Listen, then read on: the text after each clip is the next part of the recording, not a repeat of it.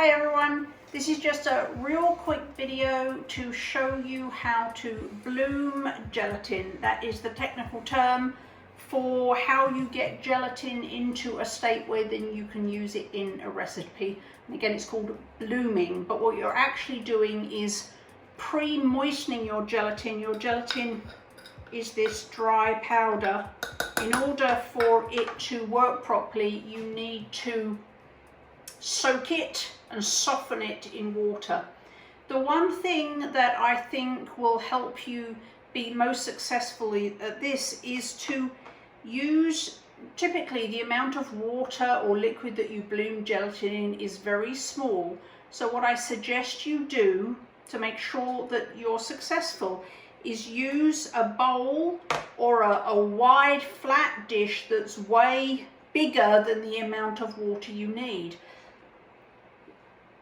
because you want a larger surface area of water to be able to sprinkle the gelatin onto. If you get a small cup like this, when you put the gelatin in, you're going to find out that the gelatin can't all sink down into the water and soften. So I recommend you get a bowl that's a lot bigger than the volume you need, and so when you put your water or liquid in there, it's very shallow but wider.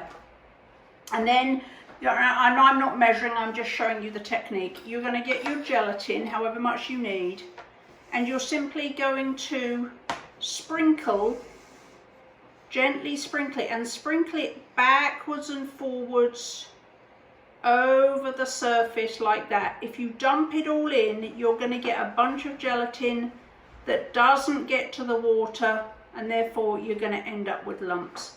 So you just want to carefully sprinkle that backwards and forwards over the water,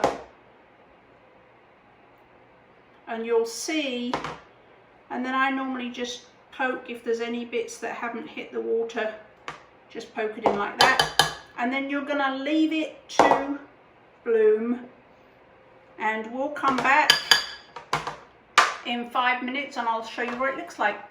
Hey everyone, 5 minutes later and we're back with our gelatin.